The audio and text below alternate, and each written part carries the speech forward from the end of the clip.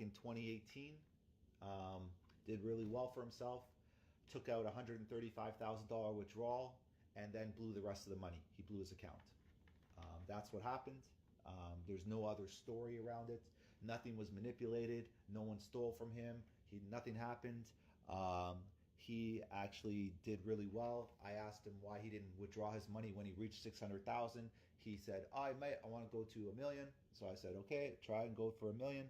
And he proceeded to lose everything. So that's what happened with Sean Lee. That's the story. I can verify it.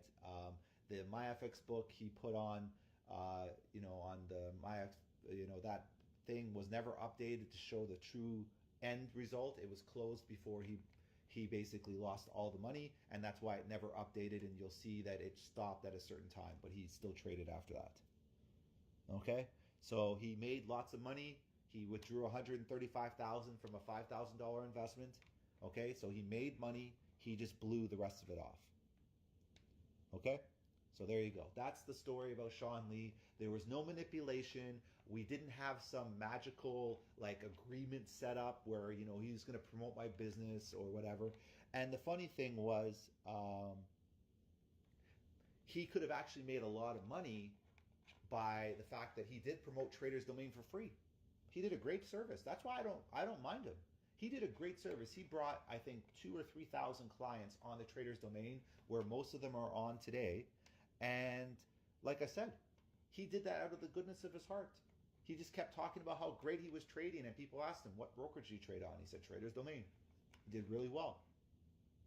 I appreciate that. I said, thank you. I didn't have a deal with him. I didn't ask for any advertising or marketing.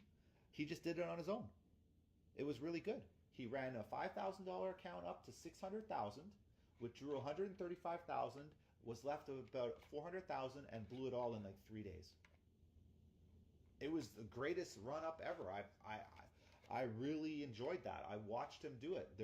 My liquidity providers are asking, who the hell is this guy? How did they start with such a small account? And he was doing so well. I never had any problems with him. He hated me because of the fact that I just asked him. I said, listen, just tell people the truth.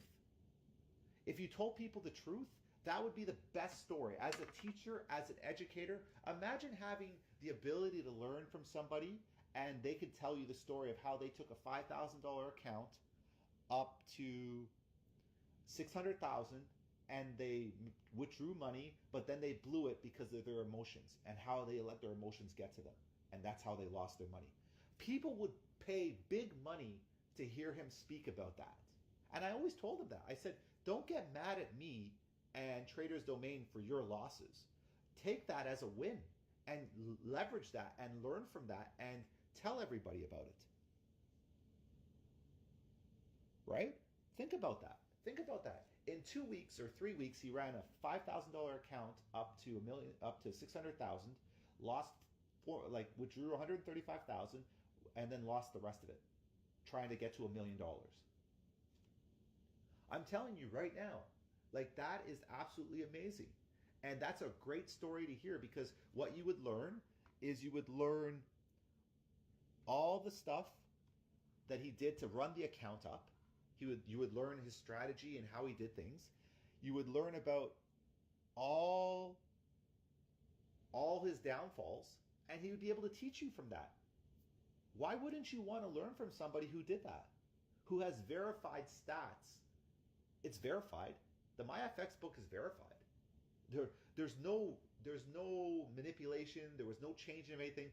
He did what he did, and I was happy that he did what he did, because he brought a lot of notoriety to Trader's Domain. But he had an ego. He didn't want to admit that he lost control of the account. He over leveraged and he blew it. He didn't want to admit that to anybody because it looked bad in his eyes.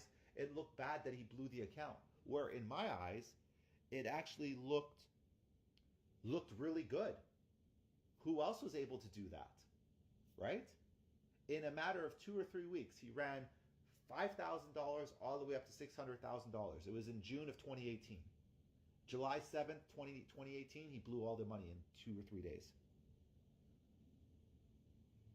Right? So think about that for a second. That is huge. That's amazing.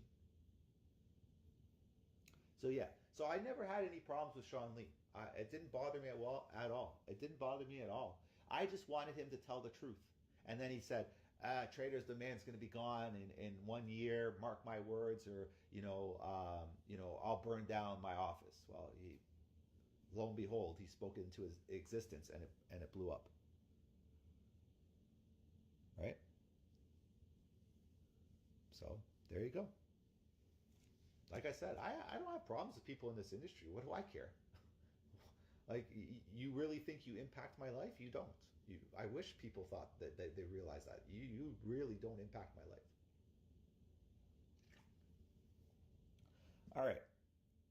Yep, it's 5 minutes are up. And let's continue. So we don't have to worry about that. We got 400 people. We're turning off commenting. Okay, so we're back.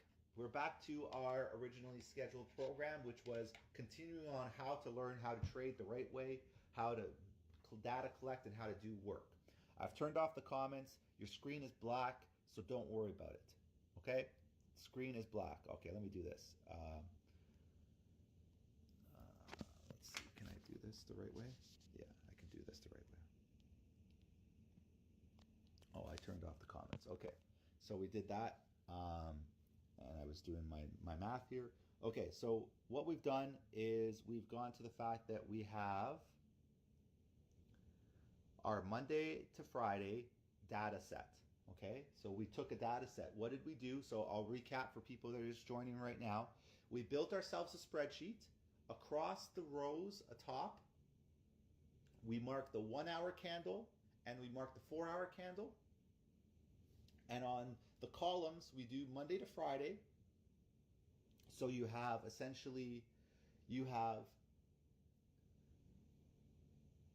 20 days of data collection where you have the top 5 1 hour candles from each day and the top 2 4 hour candles from each day. So at the end of the 20 days, you should have 100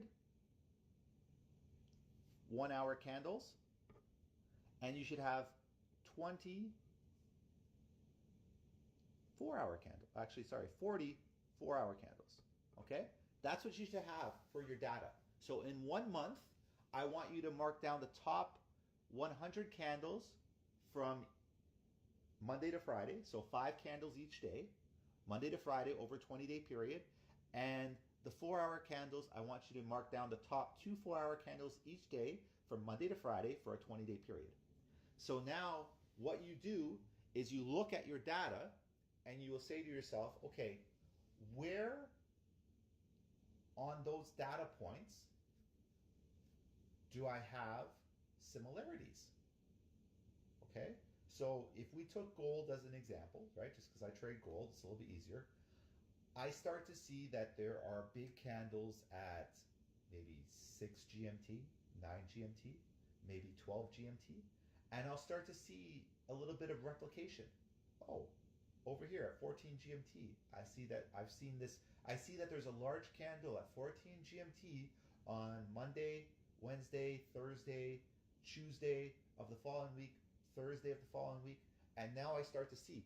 So now, because I've collected those data sets, I can start asking myself, why did those things happen consecutively on those days? So why, for the last 2 Wednesdays, did we have a large candle at 12 GMT? Or why did we have a large candle at 14 GMT? Right? So this is what you start to do, because now you start to collect information where you can start pinpointing where the best opportunities to trade will come from. Right? So when we do this, now you have an insight and say, okay, I know that there's going to be a trade opportunity between 3 GMT and 9 GMT. I know there's going to be a trade opportunity between 12 GMT and 16 GMT, right? You can start mapping that out for yourself. So now, more importantly, you have areas of concentration. You can start putting yourself into those particular areas of concentration, and then what you do is you turn around and say, okay, how does those areas fit my current trading, my current lifestyle for trading? I'm not available to trade between 12 GMT and 16 GMT, but I am available to trade between 3 GMT and 9 GMT. So now what I do is I start to focus my focus, not my intelligence, but I focus all my energy onto that specific part of the charts, and I start back testing more, and I start getting more data to satisfy the information.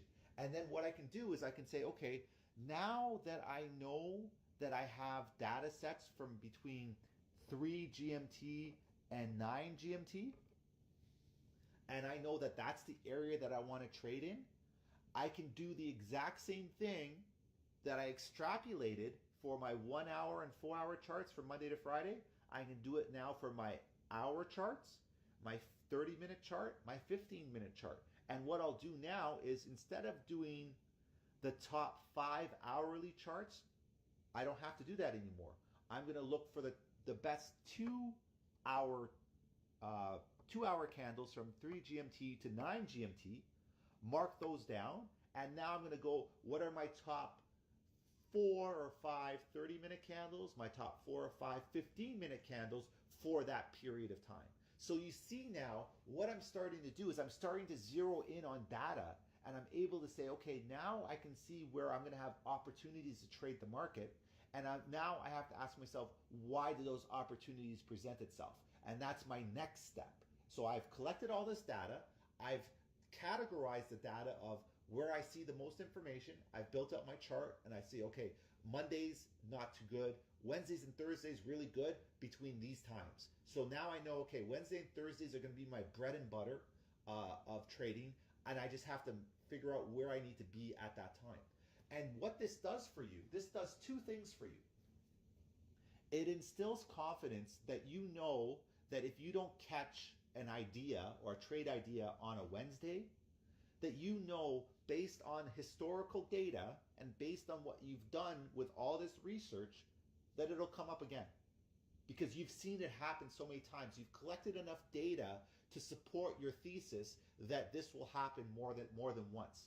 So now the over trading is removed. The revenge trading is removed, because you know that you're trading in the sweet spot for your trading period, for your trading plan, for what you're doing. You don't have to worry about missing the move, because you know that over the last 60, 120 days, 240 days of data that you've collected, because you can do this not just for 1 month, you can do it for 2 months, 3 months, 4 months, 5 months, 6 months. You can do as much data as you want. The more data you collect, the better off you're going to be. You're going to have more confidence in your ability, because you're going to say, hey, I saw over the last 6 months, man, every Wednesday, Thursday, for the most part, 6 out of 10 times there was a setup. So if I don't see a setup this Wednesday or Thursday, I'm not going to worry about it, because I know there'll be one coming up. And you can start to anticipate those things. The confidence that you get from your data collection will take away the need to overtrade, to over leverage, to take multiple trades, because you'll know that you'll have that sweet spot every single time. And then you can start dancing around in the charts, because you can start doing this for other periods of the charts and other times, other pairs, and you can start merging all this data, so you have like a super data collection, where you could be like, hey, I know I can trade gold in the North American session, but I can trade GJ in the London session. I can do 2 pairs now, because I have data collected for both that support my argument for why I want to take a trade. Right? You have this data. Now all you have to do is just execute. Executing is easy now, because you know that it's going to appear. How are we going to execute? We're going to work off our smaller time frames, use the higher time frames as bias. Where are we looking? We're looking for our biggest candles. Where are they going to appear? How did they appear? Then we start to look at, okay, I'm looking for a rejection to the upside, a rejection to the downside, things of that nature, and I'm executing on that, knowing that I'm going to get the best opportunities at this point. That is the key to your success, is data collection, taking the data, refining it, and then putting yourself in a position to know that this is going to appear more times than not. Suddenly you have confidence. You can stand up again very easily. Now you can look at a chart and be like, I missed that today. It's coming on Wednesday or Thursday of this week. Most likely. I don't know when, but I know based on historical information, it's going to show up, right? Suddenly I don't need indicators anymore, do I? Because indicators don't help me. But what have I done? I've collected data, and that data has helped me. That's the reason why you don't need indicators, because you've collected data to provide you information for the future. Think about that. Who needs indicators now when you have this data? If you can tell me, hey, Ted, I noticed every Wednesday for the last 6 weeks, there's been a big candle at 11 GMT. I have to wait just for 11 GMT. I know it's coming between 9 and 12 GMT. I know there's going to be movement. I prepare myself accordingly. I execute. I win. I'm consistent now because I have the data to back up my consistency. I just have to show up to the charts between 11 GMT, 13 GMT, or 9 GMT and 12 GMT, or 3 GMT and 7 GMT. I will find an opportunity because there's data to support that. Who is teaching you this? Nobody. Nobody is teaching you this. Why? Because they don't trade every day. They don't execute in the market. They don't know what they're doing. They haven't figured this out. This is stuff I've done for years. Oh, Ted, how do you do so well? How are you able to do this? Because I saw this already. The key to life is data collection. You want to go out with a hot girl? You want to go out with a hot guy? You just can't walk up to them and say, hey, how's it going? You got to do data collection. What do they look like they're interested in? What are they laughing at? What makes sense? Everything is data collection in life. Collect data so that you're able to execute most efficiently. That is your key right now. Go this weekend and do all the data collection you can. Go through the spreadsheet. Do all this work. You are going to find your win rate is going to exponentially increase because of the fact you've collected all this data. You've actually done constructive work in the charts instead of opening up a fucking trading view piece of shit chart on your computer and going, hey, well, you know, I see a support over here, there's a zone over here, and there's a zone over there. That doesn't matter. What matters is when are you executing and why are you executing? Think about it. This is the key to your success. This is how you're going to get ahead. This is the holy grail, if you want, of trading, is collecting data and executing on that data. Trust me, try it. Just try it for a couple of months. Just do yourself a favor and try to prove me wrong. Try to prove me wrong and say Ted was wrong with what he said. Do that. And I guarantee you're going to learn something. You're going to learn that I was right, which I know I am. Or B, that I was wrong, but you ended up figuring a way to do it better. So it's a win-win for you. Once again, I always look for win-win scenarios. So you will do it. All right. I'm going to turn on comments and we will answer some questions and then I'm going to go have some lunch.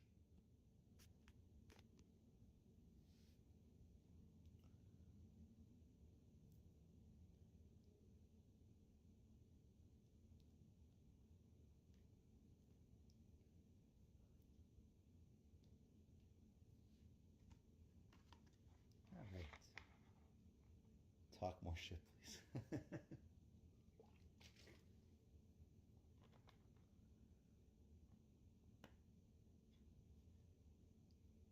Yeah, no problem. You're welcome. Thank you, everybody, for attending. This was, you got enough information here. Any tips on reading market structure? You will have the tips when you do this back testing.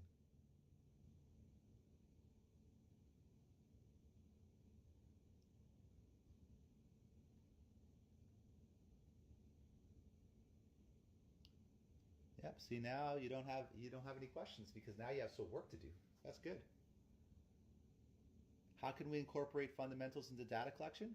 Well, now you're able to say, okay, why did that big candle appear? And you can start asking why about those candles.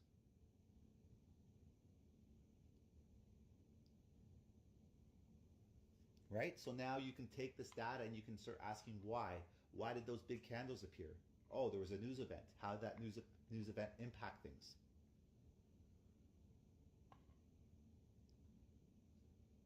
So there you go.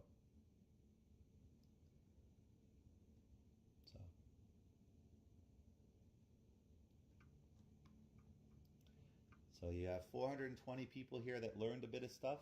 So there you go. Candle including the wick. You can use candle including the wick.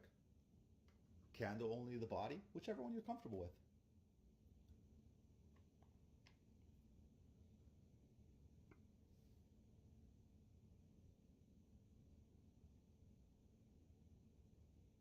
All right.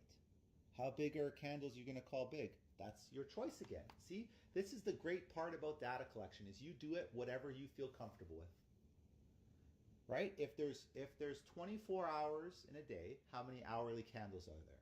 There's going to be 24. Look for the top 5 biggest candles. That's it. It's pretty easy, right? If you take a look and you look at 5 women and you say to yourself, okay, who has the biggest tits? It's pretty obvious, right? Person over there. Who has the smallest tits? Over there. And you just keep doing that back and forth, right? Or, hey, that guy's got the biggest dick, or that guy's got the smallest dick. It's pretty obvious, right? That's the visualization. That's all you're doing.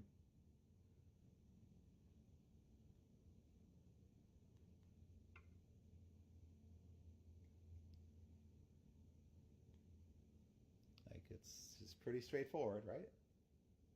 I mean, no one ever turned around and said, how big is too big, right?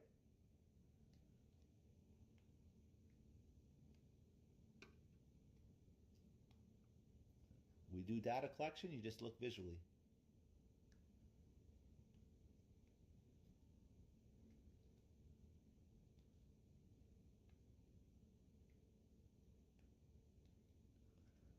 All right, well,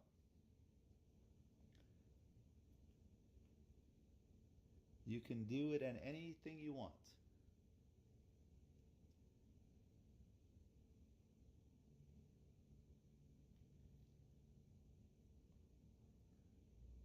So enjoy, have a good time, have fun, and I'm going to go and relax. And we can go and do all that stuff. And maybe I'll come back tomorrow and we'll do a weekly recap of my trades for the week, because I've had some interesting trades this week and I can share them with everybody. So there you go. No problem. Enjoy, have fun.